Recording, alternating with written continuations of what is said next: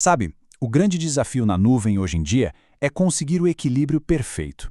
Como é que se constrói uma aplicação que aguenta milhões de usuários, mas sem deixar que os custos virem uma bola de neve? Essa é a busca constante, esse balanço fino entre escalar e economizar. Para a gente colocar isso em perspectiva, vamos imaginar um cenário de altíssimo risco. Pensa só, como construir um aplicativo de banco para milhões de pessoas, sem literalmente quebrar a banca? Essa é a pergunta de US$ 1 milhão que todo arquiteto de nuvem tem que saber responder. Certo. Então vamos lá. Tudo, absolutamente tudo, começa com uma escolha fundamental. Uma decisão que todo arquiteto precisa tomar. É o que a gente pode chamar de o grande dilema do arquiteto. Construir um sistema todo amarradinho ou um sistema com as partes mais soltas, desacopladas. Olha só essa comparação. De um lado, a gente tem a arquitetura que chamamos de monolítica. Pensa nela como um castelo de cartas, sabe? É tudo interligado. Se uma pecinha falha, bum, o sistema inteiro pode vir abaixo. Agora, do outro lado, a arquitetura desacoplada. Aqui, a história é outra. Os componentes são independentes. Se um dá problema, ele fica ali, isolado. O resto continua funcionando. E o melhor de tudo, dá para escalar só o pedaço que precisa de mais força, o que deixa o sistema bem mais eficiente e, claro, mais forte. Beleza, então essa ideia de desacoplar parece ótima na teoria, né? Mas como é que isso funciona na prática? Vamos mergulhar um pouco nesse modelo que está por trás das aplicações mais modernas para entender como essa estrutura é montada. E a grande estrela dessa história é o Amazon SQS, o Simple Queue Service. Pensa nele como um intermediário, quase um amortecedor entre os diferentes serviços da aplicação. É, na essência, uma fila de mensagens totalmente gerenciada, sem servidor, feita exatamente para isso, desacoplar e conectar todos os pedaços. E o jeito que funciona é de uma simplicidade genial, na verdade. É assim, ó. Um componente da aplicação envia uma mensagem para essa fila. Aí um outro componente que a gente chama de consumidor vai lá e pesca essa mensagem para processar. Depois que ele termina o trabalho e só depois de terminar com sucesso, a mensagem é apagada da fila, pronto, simples assim. Isso garante que as mensagens não se percam e que os serviços não precisam estar disponíveis ao mesmo tempo para conversar entre si.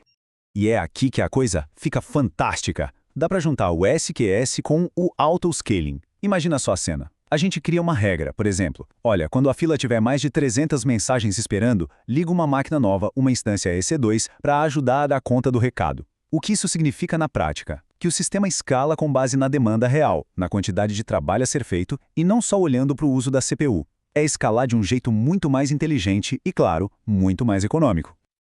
Ok, legal. Nossos componentes estão conversando através de filas, tudo desacoplado, uma beleza.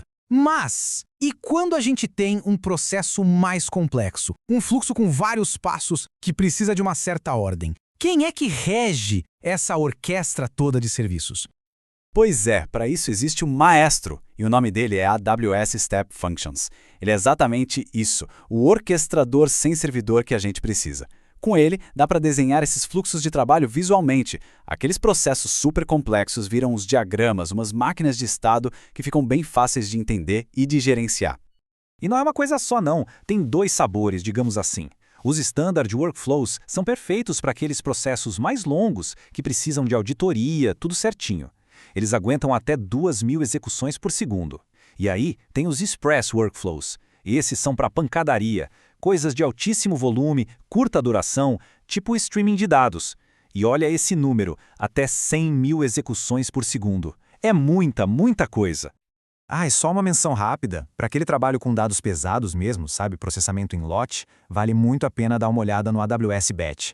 É uma ferramenta super especializada para isso, também totalmente gerenciada e serverless. Bom, até agora a gente falou de construir coisas incríveis, escaláveis, mas tem uma parte que não dá para esquecer, a conta no final do mês. Então, vamos virar a chave agora e falar de um assunto que tira o sono de muito arquiteto: gerenciamento de custos.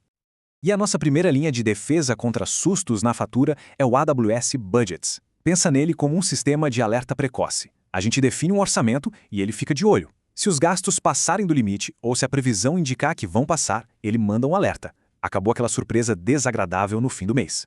Agora, para entender para onde o dinheiro está indo, tem duas ferramentas-chave. E a analogia aqui é perfeita.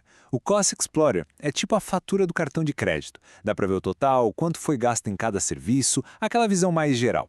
Agora, o Cost and Usage Report, o famoso CUR, esse é o recibo detalhado, item por item, cada centavo. É com ele que a gente faz a análise fina para achar onde dá para economizar de verdade. Então, ok, a gente já sabe como monitorar. Mas só olhar não adianta, né? O objetivo é reduzir os custos. E para isso a gente chega na nossa última parte. Como escolher o modelo de compra certo para nossa computação? Isso faz uma diferença gigante. Basicamente, a gente tem 3 caminhos principais. O primeiro é o on-demand, é o mais flexível. Precisa de uma máquina? Pede e paga pelo tempo que usar. Perfeito para quando a carga de trabalho é imprevisível ou para começar um projeto. Depois temos os Savings Plans. Aqui, a gente já tem um uso mais constante e se compromete a gastar um valor X por hora, por 1 ou 3 anos. Em troca, ganha um belo desconto. E por último, as Spot Instances. Essas são para tarefas que podem ser interrompidas, como processamento em lote e análise de dados. E aqui tem um ponto que muita gente confunde: Savings Plans versus instâncias reservadas. É simples, olha só. No Savings Plan, o compromisso é com um valor em dinheiro por hora. Isso dá uma flexibilidade enorme para trocar de tipo de máquina, de região. Já na instância reservada, o compromisso é com uma máquina específica, num lugar específico. O desconto pode ser até maior, mas a gente fica preso nela. Resumindo, Savings Plan é flexibilidade. Instância reservada é para quando se tem certeza absoluta do que vai usar por um bom tempo. E não dá para a gente esquecer do poder das Spot Instances. Ao usar essas instâncias para cargas de trabalho que permitem interrupção, a economia pode chegar a impressionantes 90%. Sim, 90% de desconto em comparação com os preços on-demand. É uma redução de custo absurda. No fim das contas, o que a gente aprende com tudo isso é que a melhor arquitetura não é uma foto, algo que a gente faz uma vez e acabou. É um filme. É um ciclo contínuo de construir, medir o resultado e otimizar. Sempre. A grande questão que fica, então, é por onde começar ou qual será o próximo passo nesse ciclo.